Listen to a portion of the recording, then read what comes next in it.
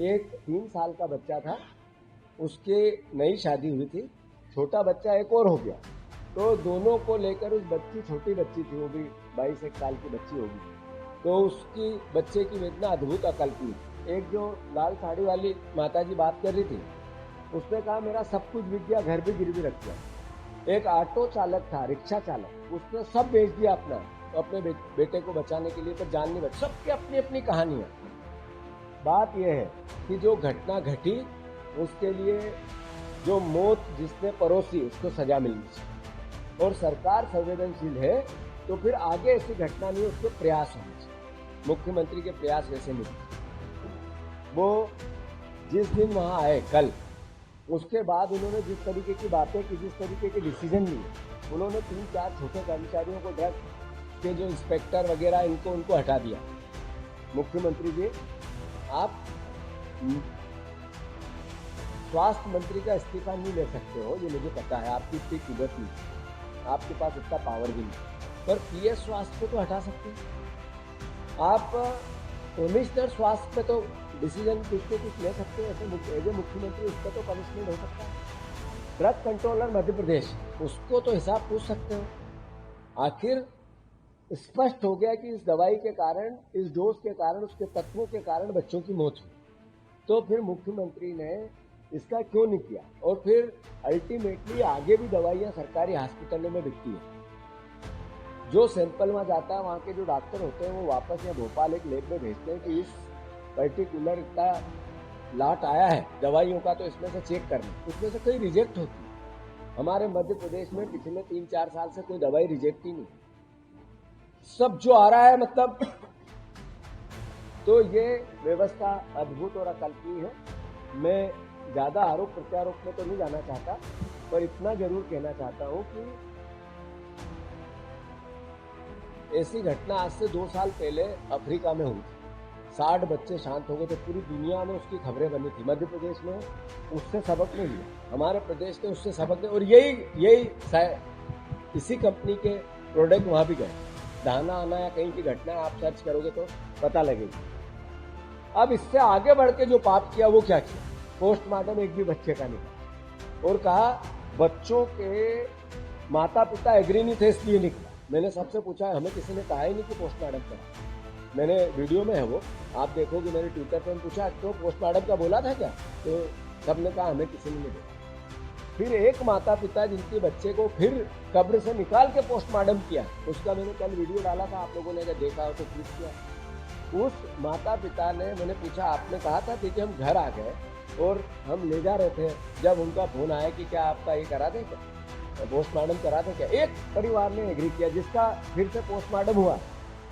तो कुल मिलाकर ये लापरवाही अद्भुत अकल्पनीय है। 25 लोगों, 2 बच्चों को चूहों ने काटा, आप सबने बहुत संजीदगी से उसको लिया, पूरे देश में उसमें खबरें बनी। 25 बच्चों की मौत हो रही है, 18 की हो गई और 5-7 क्रिटिकल है। और फिर अगर हम नहीं जागेंगे, फिर हमारी सरकार नहीं जागेगी, ये तंत्र नहीं जागेगा, मध्य प्रदेश के नागरिक नहीं जागेंगे, तो फिर कब जागेंगे?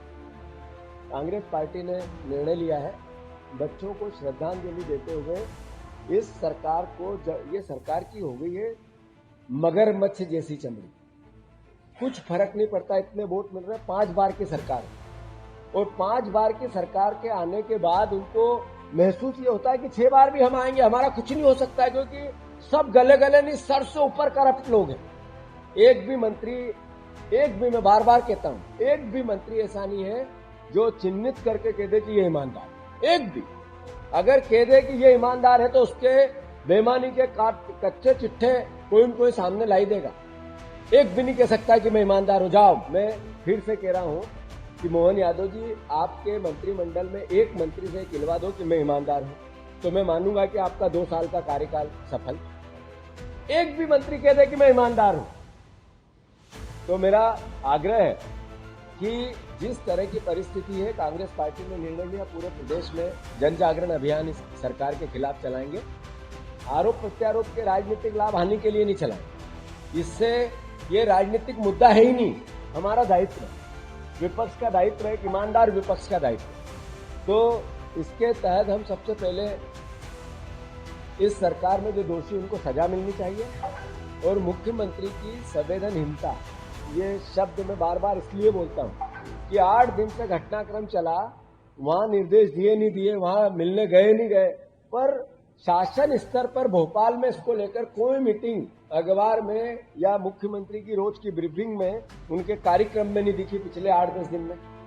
यानी मुख्यमंत्री की संवेदनाएं समाप्त हो चुकी और फिर वो मुझे कहते हैं कि जीतू पटवारी हल्की बातें करते हैं। गन्ना आप खिलाओ हाथी को, गाड़ी में चढ़ के जंगलों में आप घूमो, उसके वीडियो आप जारी करो, आप अलग अलग धार्मिक यात्राओं पे जाओ, भाषण दो तो भजनों के और धार्मिक भावनाओं के दो, और बच्चों की मौत हो रही है और हम सवाल नहीं करें, तो फिर क्या ऊपर से भगवान आपसे सवाल करने आएगा?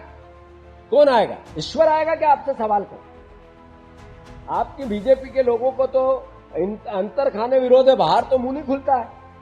अखबार में जैसे ही मुख्यमंत्री के खिलाफ कोई बात हुई, जनसंपर्क लगता है, अरे मुख्यमंत्री के खिलाफ मत छापना, ऐसा मत करना, अलग अलग फोन जाते हैं। तो अल्टीमेटली जो लोकतंत्र का चौथा स्तंभ है उसको आप कंट्रोल करते हो, हम बोले नहीं। और आपका जो मिली भगत सारे भ्रष्टाचारी अली बाबा 40 चोरों का जो जखीरा है वो अपनी जगह, और हम हल्की बात करते हैं, आप ही वजनदार बात करते हो। मैं अनुरोध करता हूं कि ये पूरा वीडियो नागपुर का है, हॉस्पिटल का है, ये पूरा वीडियो में चर्चा भी हुई है सबसे। मैं पूरे एक एक बच्चे से मिलकर आया, ये सारे अभिभावक, एक डॉक्टर भी खड़ा है यहीं पे, आप इनकी बात सुनो तो आपको पूरी स्थिति स्पष्ट होगी कि मैंने जो बात कही उसमें कितनी सच्चाई है। सुनो।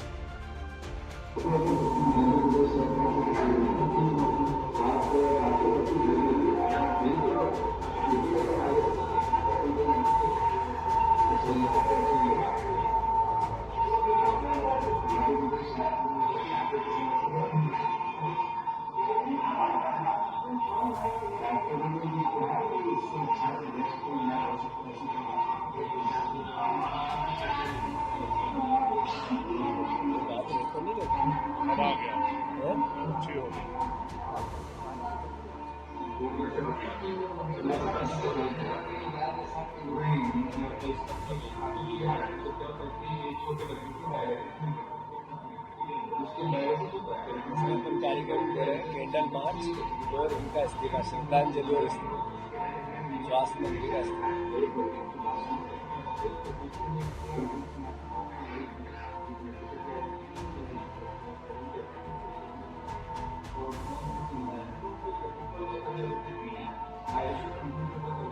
तारीख क्या रखे? कैंडल मार्च जल्दी करना पड़ेगा, कल परसों 10 तारीख को तो करवा चाहिए, 9 तारीख की रख देते हैं। 9 तारीख को सब जगह कैंडल मार्च और उनका इस्तीफे की मांग, ठीक है?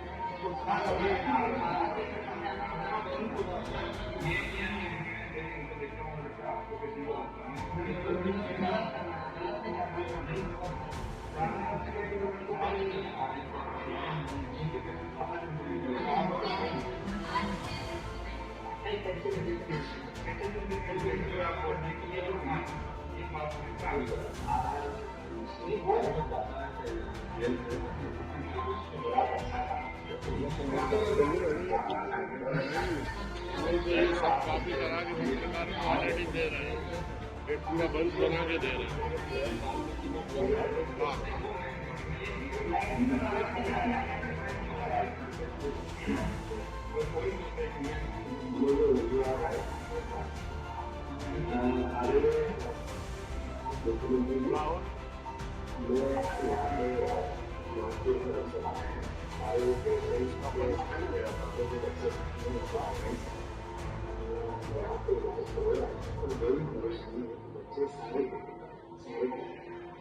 मध्य प्रदेश शासन का कोई से प्रयास इस बात का करना चाहिए कि कैसे हम समाज में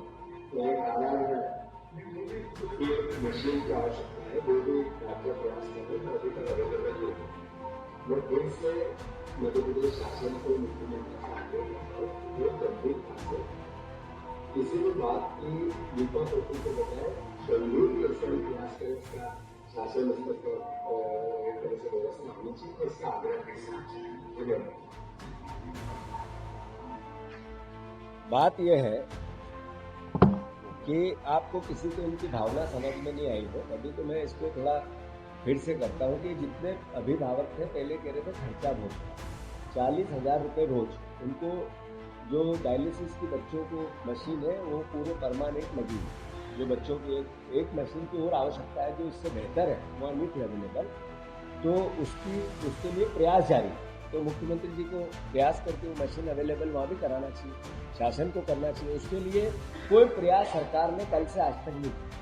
मैंने आज सुबह भी बात की, ये डॉक्टर थे चश्मे वाले, उनसे बात की सुबह की वो मशीन अवेलेबल हुई क्या, तो कोई संतुष्टिजनक जवाब नहीं। दूसरी बात यह है कि एक चश्मे वाला एक पिता है, वो कह रहा है कि कल तक बच्चे सारे थोड़े कंट्रोल में थे, स्टेबल थे, पर आज सब वेंटिलेटर थे। मैं खुद भी देख के आया वेंटिलेटर का, उसकी भी वीडियो है, वो मैं अभी मेरे ट्विटर पर डाल रहा हूँ। तीसरी बात यह है कि बच्चों को सब वेंटिलेटर पे तो नेचुरल है कि क्रिटिकल है, मतलब बचने की संभावना लिमिट है, ईश्वर करे सारे बच्चे बचे, पर परिस्थिति ऐसे होने के बाद भी हमारी सरकार का कोई नुमाइंदा उस हॉस्पिटल में आज भी नहीं गया। टीम बनाई कलेक्टर ने, पर टीम ने अपना काम नहीं किया, टीम कागज पे बनी, गंभीरता उन बच्चों को बचाने की सरकार की नहीं। ये भावना, इसलिए मैंने कहा राजनीतिक भावना हो नहीं सकती है। दूसरा, डॉक्टर को, एक सोनी डॉक्टर है, उन पर पनिशमेंट हुआ, उन पर एफआईआर है। क्या उसके पीछे ग्राउंड बनाया गया मुझे नहीं पता, मेरे नॉलेज में नहीं है, पर डॉक्टर पर एफआईआर करना, डॉक्टर तो वो दवाई देगा जिसपे दवाई पे उनके तत्व लिखे रहते हैं, क्रोसिन क्यों देना है उस पर लिखा है इसलिए देना, क्यों कॉम्बिफ्लेन देना है लिखा है इसलिए देना, क्यों किसी भी बीमारी की दवाई देना है इसलिए देना। तो डॉक्टर पर एफआईआर करने के बजाय ड्रग कंट्रोलर पर एफआईआर क्यों नहीं किया? आपने उन लोगों पे क्यों नहीं की जो इस दवाइयों को, ऐसी जहरीली दवाइयों को बच्चों को पिलाने के लिए मध्य प्रदेश में घुसी कैसे? तो डॉक्टरों पर एफआईआर करना कोई समाधान नहीं। डॉक्टर एक को पनिशमेंट दे दो आप अपना चेहरा चमकाने के लिए या अपना चेहरा कालिक पुट्टी उसको छुपाने के लिए, पर अल्टीमेटली जिन पर कार्रवाई करनी चाहिए उन पे करो, डॉक्टरों को छोड़ो, डॉक्टरों का सहयोग लो। आज डॉक्टरों ने कह दिया हम हड़ताल पे जा रहे हैं, तो कल समस्या पहले बच्चों को बचाने की है, डॉक्टरों से निपटने की। प्रायोरिटी क्या है सरकार, प्राथमिकता क्या है? तो मैं फिर से आप सबसे आग्रह करता हूं, कांग्रेस पार्टी 9 तारीख को पूरे प्रदेश में एक साथ हर ब्लॉक स्तर पर